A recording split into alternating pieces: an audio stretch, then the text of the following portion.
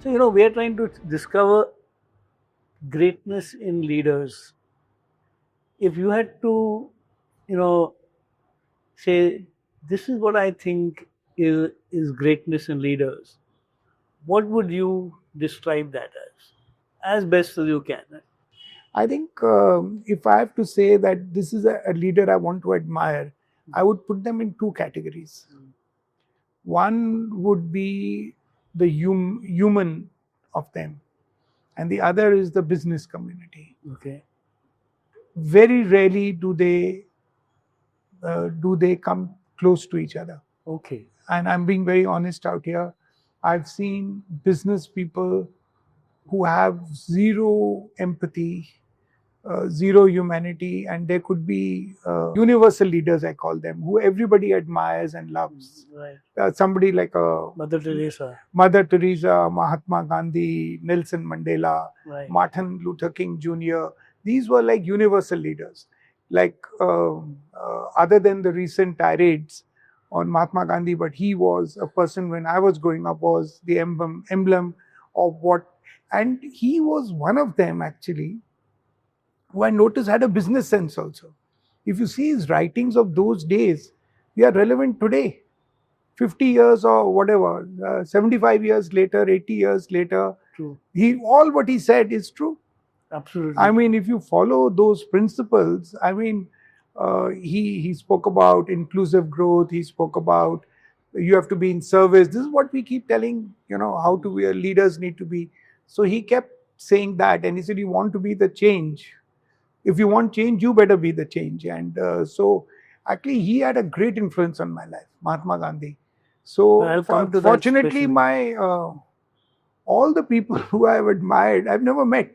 Okay. So in my business, if I take business as who I admire, Steve Jobs, Marvin Bower, who was the second guy on McKinsey, who actually built McKinsey, Marvin Bower.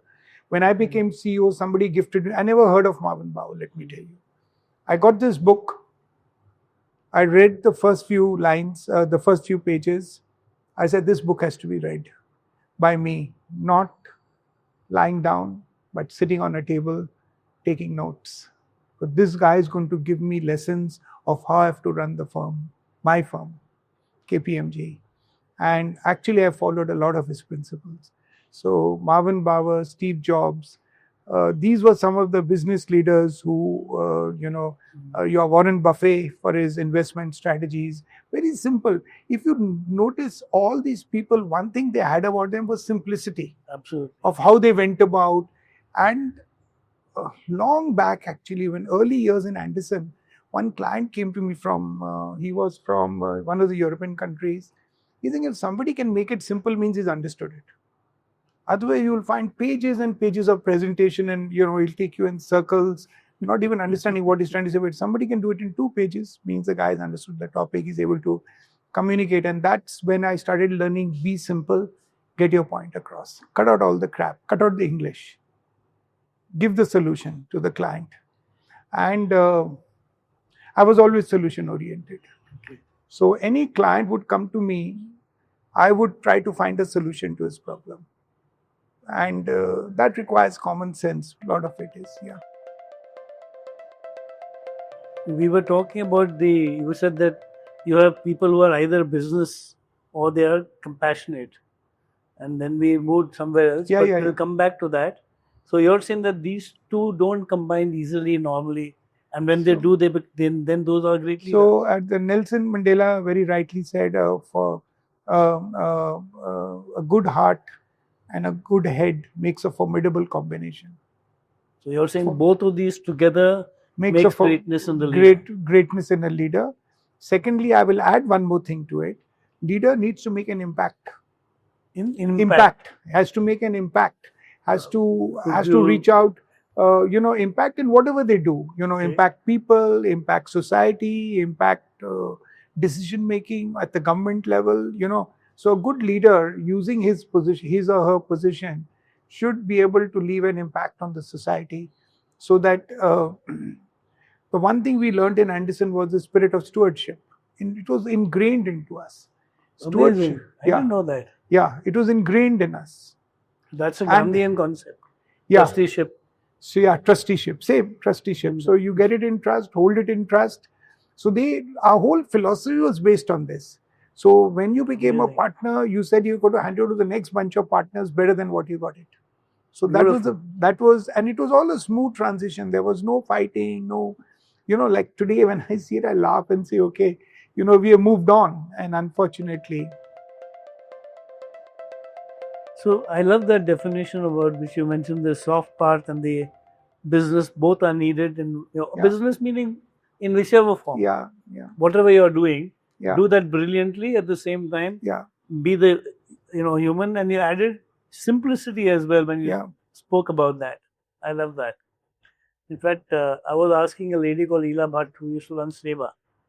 I asked her what is the single thing that the biggest thing about Gandhi that you admired, because she's a Gandhian. He said it's simplicity. Yeah. But her definition of simplicity was how you said it plus more. Yeah, obviously. Because for her it says, see, not harming another person is simple. Yeah. Helping another person is simple. So whatever she meant really was also that whatever is in line with the universal good is simple according to her. Yeah. So for you, how did you mention that Gandhiji impacted you considerably? Would you like to share a little bit more about how he impacted you and in who you became? So actually, who I became, a lot of it came from my mother. Okay. Taught us to be grounded, taught us to be humble. Like a simple thing I'll give you. We go out, those days used to eat ice cream from the carts. The cart fellow would come, you'll buy ice cream and eat. Driver was there, one ice cream will be bought for the driver. Now you notice this. Sharing, how you share, how you be I fair. mean, in those days, your mother was thoughtful enough to even care about the driver. Yes, and if we are going in the Amazing. car, he's parking the car in the parking lot. She would give money to buy a ticket and watch the movie. So, Amazing. That's amazing. so I'm just giving these things, and these remain in your CPU somewhere, and they come out.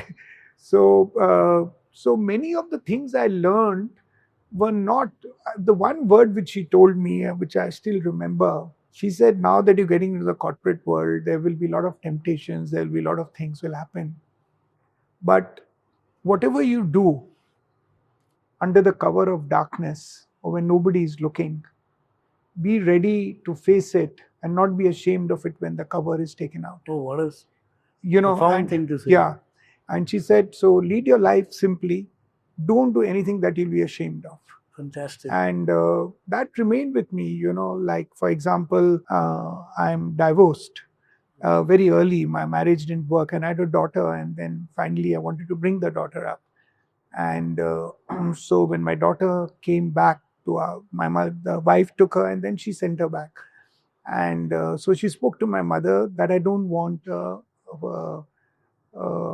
what do you call it? I don't want to be like the foster daughter. I don't want another mother, in my life. And so my mother said her request is that you'll have to be her father and mother. And so I said, but won't it be? She said, see, you've taken on a responsibility, learn to now fulfill it. Amazing. This is what you have How done. old was your daughter at that time? She was like 3 years or 3.5 years old. But I think it was ingrained into her through her mother that you'll get a stepmother. So you never got married again? No. My God. So I got that from your mother. You learned thoughtfulness, kindness, humility, simplicity, and to be of high integrity. Never do under the cover what you don't want it to be written. Yes, yeah. This seems to be very much ingrained into who you are today. Yeah, and also one more statement, Alvin, not with my mother, with my grandfather. Okay. He used to be coming to our house quite often after he retired. He used to come 2-3 months, live with us. So when he used to come home from work, he used to sit on the dining. We used to have arguments, etc. Young blood, older generation, on things which we had a different view on. And one of the things he told me was, you keep talking of these politicians being corrupt and, everything else. I want to see the day when you are tempted. How will you live?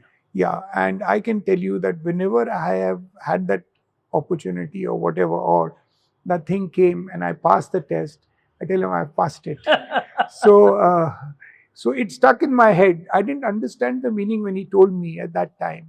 Later on, I understood what he said. When the money temptation is so large, would you slip? So will you And it's succumb? so why you're blaming them? That's that's the way life is. Amazing. So I've tried to. So somebody asked me, but what did you benefit out of it? So I said I can sleep at night. Nothing. So yeah, so nothing else. I said I can sleep at night and I can walk with my head high. So this was what I learned. From You your can say family. from my family kind of values. And from Gandhiji, what did you take away? So from Gandhiji, I took few things. One was here this man who had no interest in power. He didn't come and say that I want to lead. I'm the guy who got India freedom, so I should be India's first president, prime, whatever. He could have. I mean, Yeah, because he led the movement. Number two, he kept going. I mean, the one scene which I can never forget is when he goes to UK and meets the royalty and all that. He goes in that loincloth and, and people asked him, this naked fakir, what is he going to, he doesn't know how to dress and, whatever. But there was a deep passion for his country. So for him, it was country before self. So I imbibed that into my purpose of saying firm before self. So I couldn't go for a big thing like what he went for, but I went everything I will do in the interest of the organization I work for, whichever organization. I want to make it the best. Always, whatever it was, I said I must make my organization the best to my best ability. May not be the best for the world's view, but in my view, it was whatever. Got it. So that was one. Secondly, courage. He never got bowed down by anything. He never ever, his failings, things which did not succeed, he kept falling down and getting up, kept falling down, getting up. But he never fell down, like he never ever not got up. So I think that was another thing which really got me, was all the different movements, how he inspired. See, the one thing which I learned this thing from him was leadership is about inspiration. You have to inspire a generation to follow you or to follow what you got. And I think he did a lot through actions, not through. So whatever he said and what he practiced what he preached. He was not one of those leaders who would say something on the stage and be absolutely different in real life. Absolutely. What he was that. He walked his talk. And I will tell you one story. I don't know how far it's true, but I was reading it. And this is not that time, but I read it maybe 15, 20 years back when I was doing some talk on him. Talk on him means when I was doing a presentation, I wanted to bring his story in, where a mother brings her son and says, can you tell this boy not to eat sugar? Sweets. Not to eat sweets. Yeah, sorry, not sugar, sweets. And so he told, come back after 15 days or 1 month. And then she went away. And then when she came back, she said, why did you tell me to come back? Said, because I also love sweets. I also eat sweets. So I could see whether I can give it up before I go in and give this young boy advice to stop eating sweets. I'm just giving a small incident. No, but and he took it so seriously. Yeah. I mean, for a young child, most of us do not even think twice. Yeah. Well, they don't eat sweets or whatever. It's not good for health. Yeah. Amazing. Yeah. I think the stories about Gandhiji are so many. Yeah. So.